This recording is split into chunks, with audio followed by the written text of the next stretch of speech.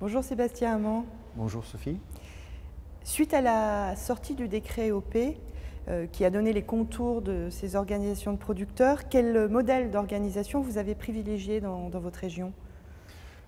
Tout d'abord, il faut mettre en place, bien décortiquer ce fameux décret AOP pour se rendre compte qu'on allait être forcément obligé de massifier un minimum pour construire ces OP, puisque à l'intérieur du décret sur les OP, on a une obligation d'embauche d'un ETP de 0,5.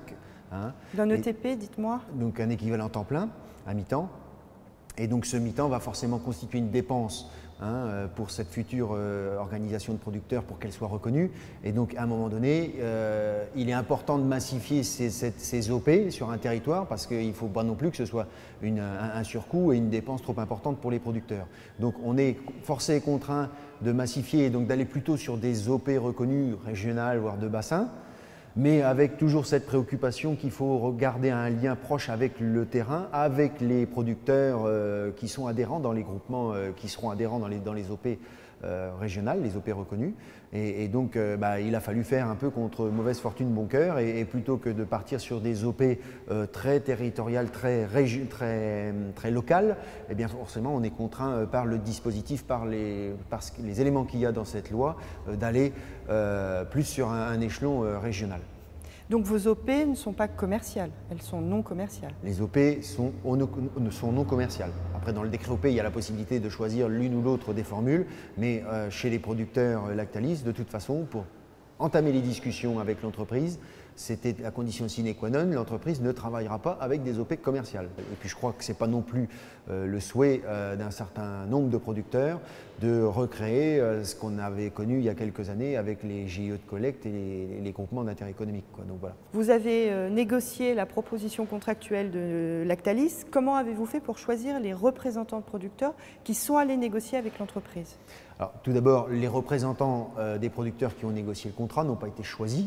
Ils ont été désignés par des présidents de groupements qui se sont réunis. Donc, les premières réunions qu'on a fait à Paris, je crois que c'était le 14 avril 2011, donc 15 jours après la sortie, l'arrivée des contrats Lactalis dans les exploitations. Et dès le 15 juin, a émergé à un moment donné un certain nombre de présidents de groupements qui partageaient les mêmes valeurs et qui voulaient absolument avancer sur la discussion du contrat. Ils voulaient être représentés par des producteurs pour discuter la proposition de contrat Lactalis. Et donc, à la mi-juin, on a fait émerger de cette mouvance, de ces groupements réunis à Paris, un certain nombre de producteurs mandatés par les autres groupements pour aller discuter pour l'ensemble des producteurs avec l'entreprise. Alors la façon dont ça s'est fait, c'est qu'il a fallu, on a d'abord regardé sur la répartition territoriale, on a voulu privilégier la représentativité de toutes les régions de France, et ensuite il est clair que compte tenu de l'ampleur du dossier et de la taille du dossier, il fallait d'abord des gens qui soient disponibles. Dans un dossier comme celui-là, trouver les gens qui ont à la fois le temps, la disponibilité pour faire et puis l'envie, c'est pas toujours évident. La preuve en est, on partait sur un round de négo qui nous emmenait jusqu'à fin septembre, début octobre, et au mois de mars, on y était encore, quoi. Donc d'un round de négo de 5 ou 6 journées à Paris, on a fini à 17-18. Donc ça n'a pas été simple, et c'est clair qu'il fallait de la disponibilité pour les gens qui ont participé à cette négo, entre guillemets. Le sujet aujourd'hui, c'est de faire reconnaître ces OP. Est-ce que les représentants de l'OP reconnus seront les mêmes que ceux qui ont négocié la proposition contractuelle de Lactalis? Non, pas nécessairement, parce qu'il y a un processus électif qui va se mettre en place, mais de façon pyramidale, en partant des groupements locaux. Les OP reconnus régionales vont aussi avoir à un moment donné à se prononcer, à déterminer des représentants, alors un président ou dans le conseil d'administration aussi quelqu'un qui pourrait être un peu plus sur les dossiers nationaux, c'est-à-dire sur les discussions au niveau national. Et puis ensuite, quand on aura les OP reconnus de bassin, là on pourra ou de région, on pourra commencer à réfléchir à la mise en place d'une AOP nationale qui permettra à l'ensemble des OP reconnus de parler d'une même voix et de discuter à l'échelon national des éléments économiques du contrat. Vous avez insisté sur l'investissement personnel de ces représentants et sur un timing long. Quelles ont été les difficultés que vous avez rencontrées pour formaliser votre organisation? Elles sont financières, juridiques, relationnelles? Elles sont d'abord relationnelles parce que, je veux dire, il faut, quand on démarre un projet comme ça, il faut d'abord commencer à faire table rase et faire un peu de nettoyage par rapport à tout ce qui se dit sur le terrain. Notamment, on sait, et l'entreprise a fortement communiqué sur, soi-disant, un pseudo-projet de la délégation nationale dont je faisais partie, qui défendait soi-disant une OP commerciale, la construction d'une OP commerciale. Et ça, pour nous, il n'en a jamais été question, on est toujours allé sur une OPNC. Donc quand vous allez après sur le terrain, et que vous avez quelquefois des producteurs qui donnent plus de crédit à l'entreprise qu'à vous-même, eh bien, il faut commencer par faire un peu de nettoyage et remettre un petit peu l'église au milieu du village et rappeler qui fait quoi, qui a fait quoi. Donc ça a été pour convaincre les producteurs d'adhérer et d'aller dans un schéma de construction massifié. Il a fallu ici et là réexpliquer un certain nombre de choses.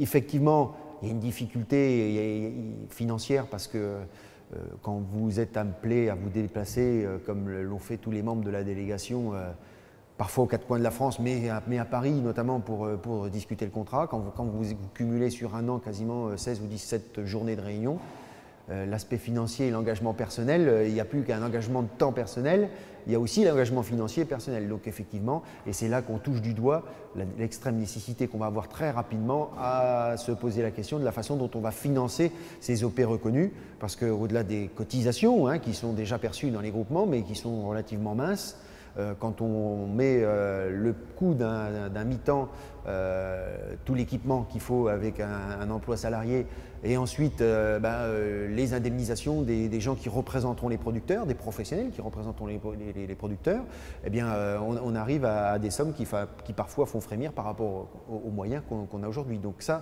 va être notre préoccupation aussi dans la construction des OP, comment on fait pour les financer, où on va chercher les fonds. Bon, on a déjà quelques pistes, mais oui, ça fait partie de nos inquiétudes. Comment vous faites aujourd'hui pour faire adhérer les producteurs de lait dans votre démarche? Comment vous faites pour obtenir ce qu'on appelle un mandat de négociation? Quelle est votre stratégie? Comment vous opérez sur le terrain? La première des choses, c'est d'aller au charbon et de faire des réunions de terrain avec les producteurs, leur expliquer, sachant que les grands-messes où on a dans une salle 150 à 200 personnes, ce n'est pas toujours dans ces réunions-là qu'on convainc le mieux, sauf si vous avez dans la salle 3 ou 4 personnes qui sont un peu leaders et qui partagent complètement votre démarche et qui vous appuient, et là vous pouvez espérer un effet d'entraînement. Il n'empêche que quand vous êtes sur des réunions où les gens sont un peu dubitatifs, ils sont un peu dans le doute, il faut reprendre les gens quasiment par petits groupes de 4 ou 5, ou je dirais même localement, si les membres des bureaux, des groupements locaux peuvent aller chercher les mandats de négo, je dirais, comme je dis souvent, à coup de café, c'est-à-dire qu'on va voir les producteurs chez eux un à un et on leur réexplique la démarche.